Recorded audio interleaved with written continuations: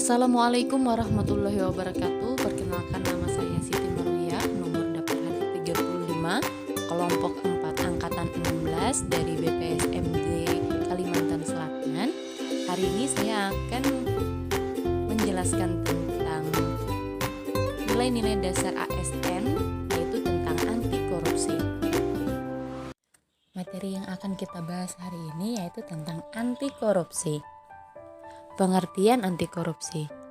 Korup berasal dari bahasa Latin yaitu kerusakan atau kebobrokan. Menurut Kamus Besar Bahasa Indonesia, korup adalah buruk, rusak, atau busuk. Jadi, orang yang melakukan tindakan korupsi adalah orang yang merusak sendi-sendi kehidupan baik bermasyarakat maupun bernegara. Selanjutnya, ada jenis-jenis korupsi menurut Syed Hussein Al-Atas. Yang pertama korupsi transaktif. Korupsi yang menunjukkan adanya kesepakatan timbal balik antara pemberi dan penerima demi keuntungan bersama. Kedua pihak sama-sama aktif menjalankan perbuatan tersebut. Yang kedua, korupsi ekstraaktif. Korupsi yang menyertakan bentuk-bentuk koersi atau tekanan tertentu di mana pihak pemberi dipaksa untuk menyuap guna mencegah kerugian yang mengancam diri, kepentingan orang-orangnya, atau hal-hal yang dihargai. Yang ketiga, korupsi investif. Korupsi yang melibatkan suatu penawaran barang atau jasa tanpa adanya pertalian langsung dengan keuntungan bagi pemberi. Yang keempat, korupsi nepotistik. Korupsi berupa pemberian perlakuan khusus kepada teman atau yang mempunyai kedekatan hubungan dalam rangka menduduki jabatan publik. Yang kelima, korupsi autogenik. Korupsi yang dilakukan individu karena mempunyai kesempatan untuk mendapatkan keuntungan dari pengetahuan dan pemahamannya atas sesuatu yang hanya diketahui sendiri. Yang keenam, korupsi suportif. Korupsi yang mengacu pada penciptaan suasana yang kondusif untuk melindungi atau mempertahankan keberadaan tindak korupsi yang lain. Dan yang terakhir, korupsi defensif.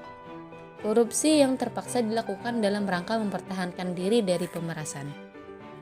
Ada juga tindak pidana korupsi menurut Undang-Undang Nomor 31 Tahun 1999, Undang-Undang Nomor 20 Tahun 2001, terdapat 7 kelompok tindak pidana korupsi. Yang pertama, kerugian keuangan negara.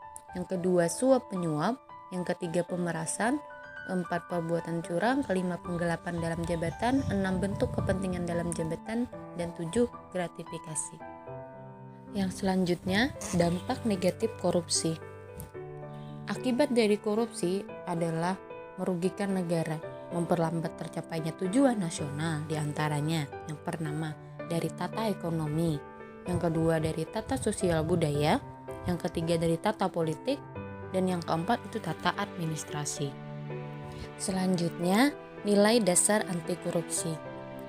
Untuk membentuk suatu karakter pada diri seseorang agar kita tidak melakukan korupsi. Yang pertama kita harus jujur, yang kedua peduli, ketiga mandiri, keempat disiplin, kelima bertanggung jawab, keenam kerja keras, 7 sederhana, 8 berani, dan 9 adil.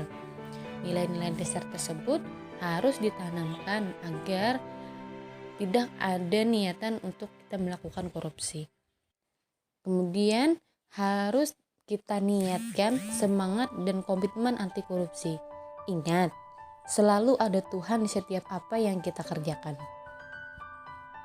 Kemudian, bangun sistem integritas. Yang pertama yaitu reframing culture, yang artinya mengubah orientasi dari pelaku korupsi yang membentuk kolusi.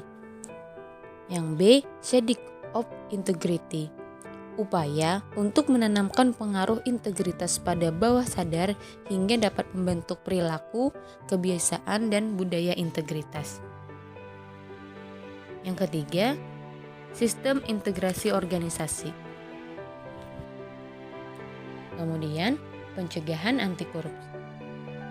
Pencegahan korupsi yang pertama dari perbaikan sistem, Sistem yang dimaksud adalah dari pemerintah dan pengawas-pengawas dari jabatan agar tidak terjadinya tindak korupsi. Kemudian ada perbaikan dari diri manusianya. Dari manusia itu kita harus bisa menanamkan atau menahan ego untuk tidak melakukan tindak pidana korupsi. Mengurangi gaya hidup adalah salah satu bentuk untuk tidak melakukan korupsi atau tidak adanya kesempatan kita untuk melakukan tindak pidana korupsi. Sekian dari penjelasan saya akhiri wabillahi taufiq wal hidayah. Wassalamualaikum warahmatullahi wabarakatuh.